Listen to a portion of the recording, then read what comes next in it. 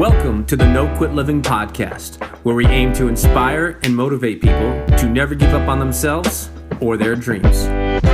We will chat with highly successful people from all walks of life and discuss what motivates and drives them to successfully attack life head on and never give up. Welcome to episode number 77 of the No Quit Living podcast. I'm your host, Christopher J. Worth, and today's theme of the day is toughness. Our quote of the day comes to us from Robert Schuller. Tough times never last, but tough people do.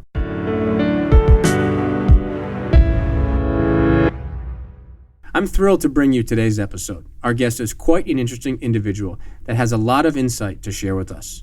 As a former athlete himself, he has taken those experiences, as well as others, and used them to create and build his own very successful coaching business. He also happens to be an author that delivers and leads coaching masterminds a couple of times throughout the year. I think you will really enjoy hearing from him today. With that said, I'm excited to introduce Justin Kavanaugh. Justin, I'd like to welcome you to the No Quit Living podcast. Thanks for having me, man. I'm excited. I appreciate you being here. So I'm pretty sure I know the answer, but the first question I ask everybody is, are you ready to make it happen? Hey, man. I mean, if you're not, what are you living for? Touche. I love it. So the number one objective, as I said before we went on air, is to motivate and inspire our listeners to never give up.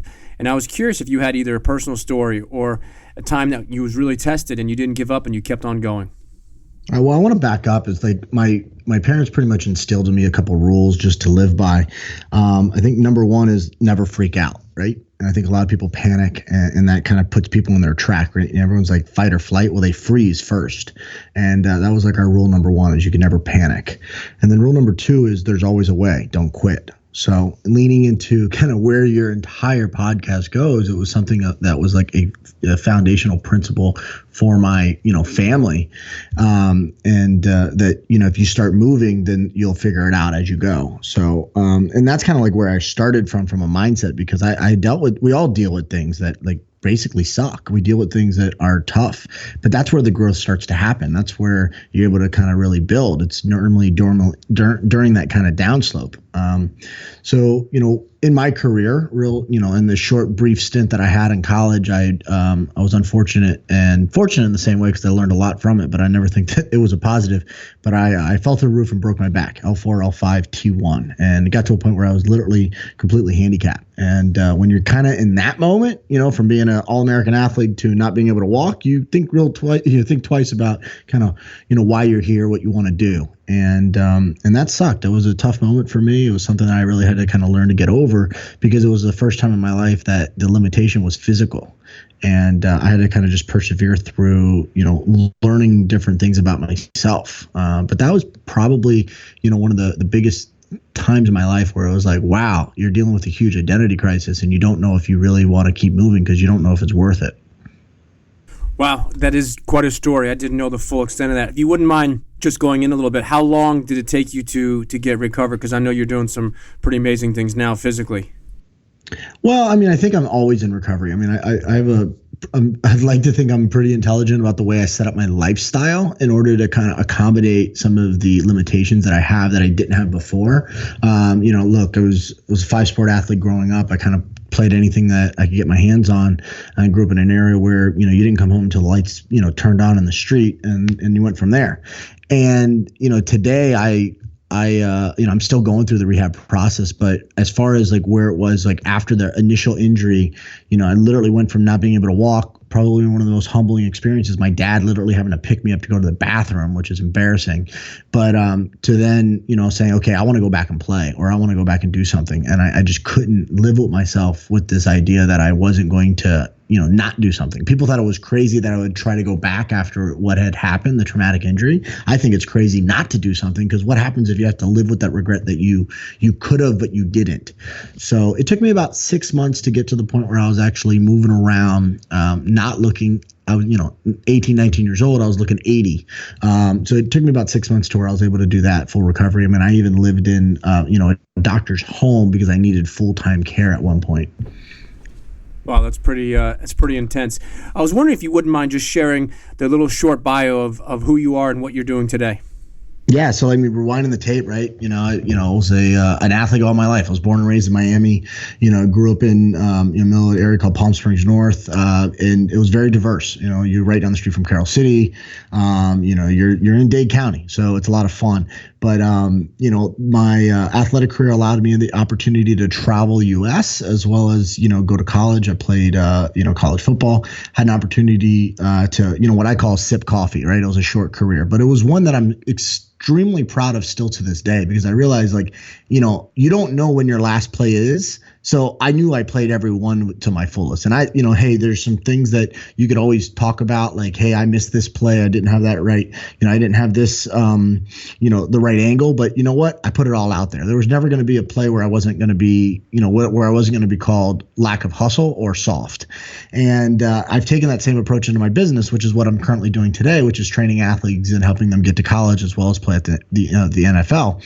And I own a business called the Sport and Speed Institute. It's an athletic development company here just outside of Washington, D.C. in Chantilly, Virginia, where we've put over 100 kids into college football every year. We have about 75 girls going to college soccer. And then we have about 20 pros that go through the combine training process every single year. And we get them ready for what my opinion is one of the toughest job interviews that anyone will ever go through, which is the NFL Combine. I've never been through it, so I will take your word on that. No, and neither have I. Have I been through, what the combine process is as an athlete? Yes, but I've never been in front of, thousands of people and millions of fans on video watching you in your underwear, basically, judge you for everything that you're worth athletically. No, in full and fair disclosure, this podcast recording is not done in either Justin or myself our underwear, so I just want to share that with the listeners. So if you had to define yourself in one word, Justin, what would that word be? That's a great question. And I don't know if there's one that could define me. I think it all comes down to who you ask. Me personally, I'd like to say that I'm tough. And I think that is something that a lot of people it's missing in today's day and age. I think that there is, this old school mentality that I have personally to and I've been able to kind of take that to other areas of my life. And there's some people that are definitely, in my opinion, tougher than I am. But mentally, physically, emotionally, spiritually, I feel like I'm pretty sound as a person. And because of that, because of the toughness that I've had growing up, and in a positive way, not necessarily because I had a rough upbringing by any means. I don't look at it like that, but I do know damn well that, I don't think anyone's going to beat me physically, mentally. I walk into a room with a level of confidence that I don't care who you are. You could be a multimillionaire. And the way I look at it is there's got to be something that I'm better at you in. I like it. Speaking of tough and toughness, have you read the book Toughness by Jay Billis? I have not. You should check it out just based on how you responded, because what Jay talks about in that book, and Jay was a guest on our show early in one of the, I think, first 20 episodes, is he talks about toughness being something that's not pounding your chest and being, one of those outgoing. He talks about the toughness in the sense of making the right play and diving for the loose ball and being a good teammate. So it might be an interesting read for you to check out. Yeah, I mean, it's multifactorial. I mean, I think toughness is it's three-dimensional, right? Like it's from all different angles and perspectives. And I think when you have the ignorance to believe that toughness is just physical, then that's when you become soft. No, I like that. It's physical, mental, emotional. So speaking of books, I was curious if you've read anything recently that you'd like to recommend to our listeners. Oh man, I think that, and I read a lot. So I'm one of those people that pick up a ton of books. And I'm excited, obviously, with, my book that, that came out. It was interesting because it opened me up to a lot of other authors that I didn't even know about. Estelle Perel was a book that I read, which is like Mating in Captivity. It's all about relationships. And I thought that was just brilliant because there's so many things that you could apply to your own personal life. And I know about me personally, and I think this is very good for a lot of other people. If I'm not sound and things aren't going well at home, like I can't be my full self when I bring it to work or I bring it to athletes. So that was something that was kind of like outside of my normal scope of reading that I thought was really good. I thought Shoe Dog by Phil Knight's story was really good. There's been so many books that I picked up, but I think those two, completely different ends of the spectrum. But but have been very, very good. Right now, I'm really interested in diving into the Da Vinci biography by Walter Isaacson, same guy that did Steve Jobs. I think when you start to like look at patterns in history of people that are successful, I think that you kind of like extract that and figure out kind of where you fit, and then how do you apply it to your life. No, I love it, and I appreciate you mentioning a couple of those books. And Phil Knight's book has actually been recommended 2 or 3 times in the last probably 5 or 6 episodes. Well, I mean, if there's something that people could learn, is if multiple people that have had success at any level, right, is not being biased to someone's perspective of success, because it's all relative. But if multiple people are referencing it in a different perspectives, right, coming from different industries or different angles, I think it would be a really good idea to follow in that path. No, I like that. And speaking of success, how do you define success? I think success comes down to like your expectations and making progress. I mean, I have a statement that I've said pretty much growing up to my mother, out of all people, because she was always frustrated with my ambition. Really, it really bothered her that she thought I would never settle. She thought I would never be happy or content. And I used to give her this quote, basically saying, Mom, I'm never content with where I am, but I'm content with the path that I'm on. And it's because I feel like I'm going in the right direction, and I feel like I'm making progress.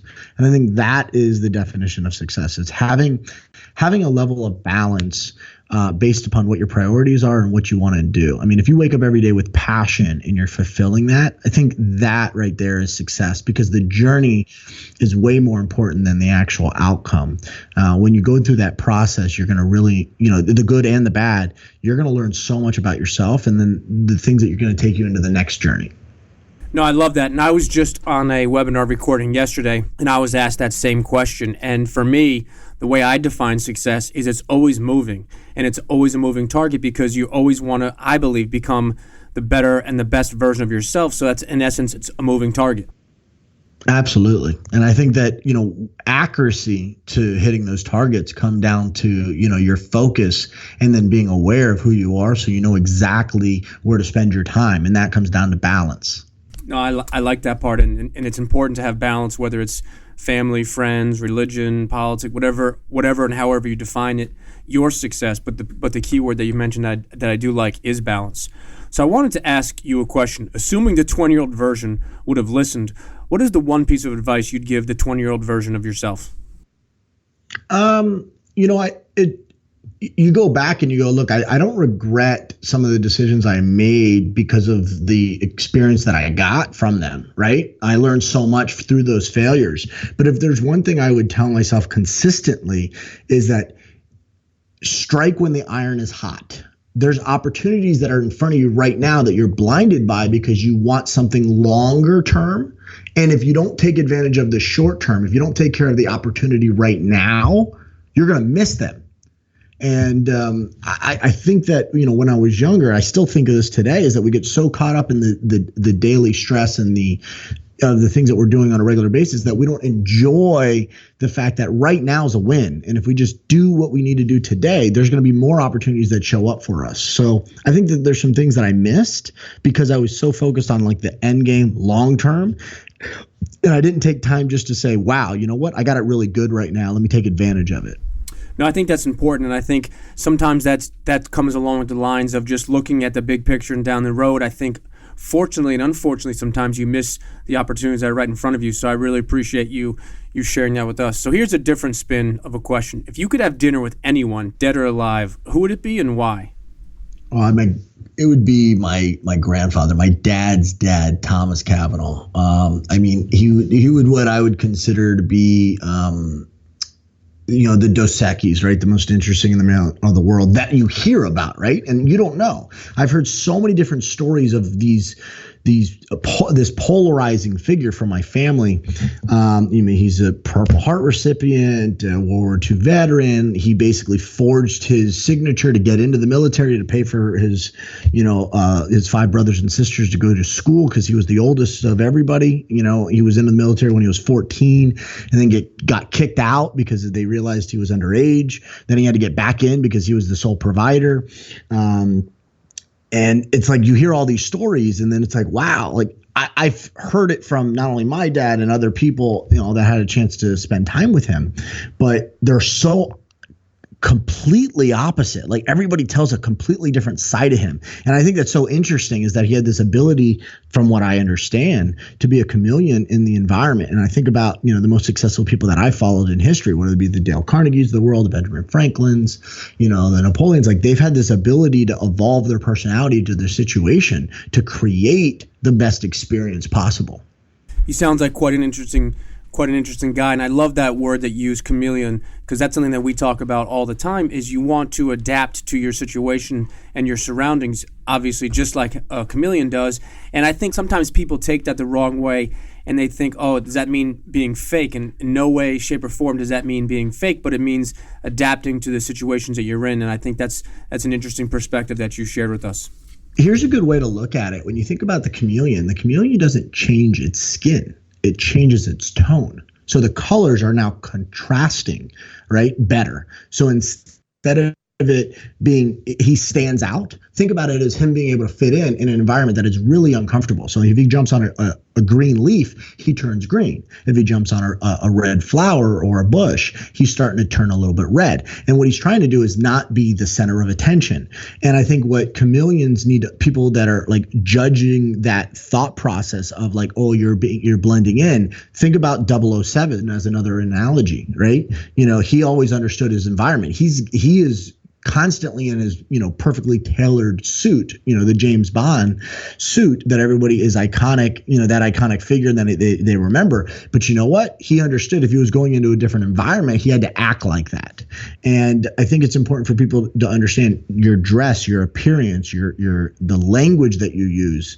It needs to all be tailored to the environment so you could be in a place where people want to listen to you. If you don't open that door first by you standing out and being, a lizard in the middle of, an area where you're going to kind of scare some people, then you're not going to be able to add value to other people's, lives, or even in that conversation, because you're trying to be, your own self, which I appreciate, but you're trying to be that image of your own self that's trying to gain attention versus trying to provide value. No, I appreciate that, and that's pretty interesting about the adapting to the environment, and I like that 007 analogy, so kudos to you for that. So I wanted to now take a different spin on this. We call our hot seat questions, and this is kind of where we like to get to know a little bit more about our guest, and the only request we have is just whatever the first thing that comes to your mind. You got it. Awesome. So if you only had one last meal to choose, what would you choose to eat?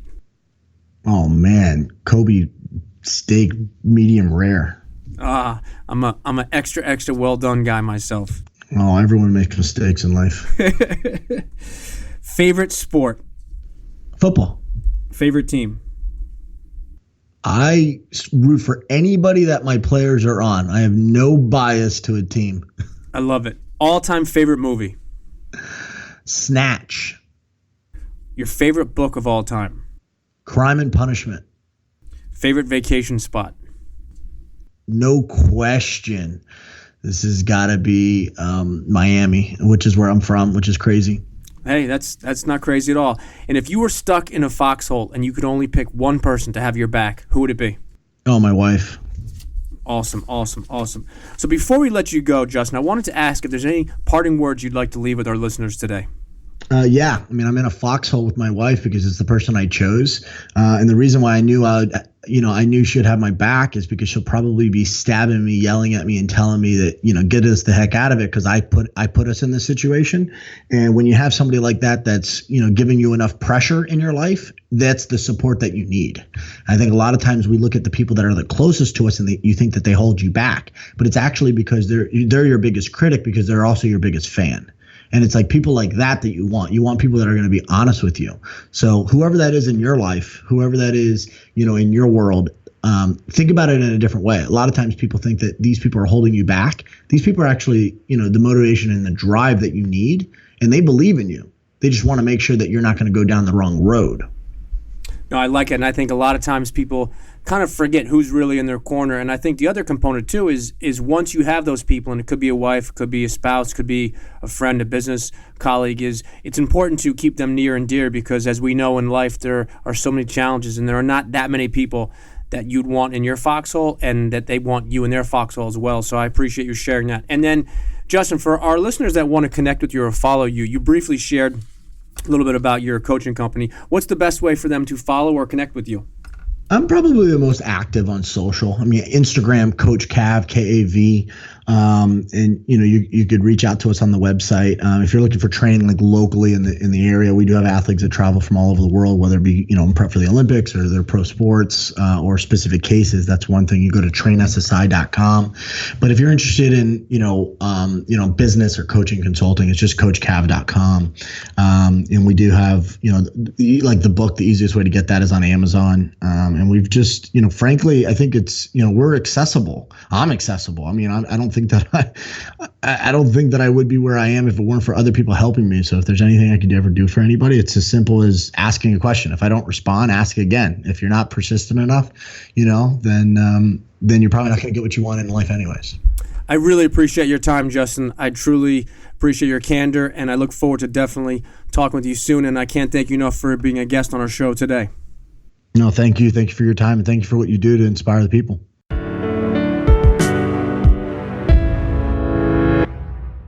To sum up today's episode and our theme of the day, toughness, that definitely defines who Justin is. As a former collegiate athlete, Justin fell off of a roof and broke his back, which he said was the most humbling experience.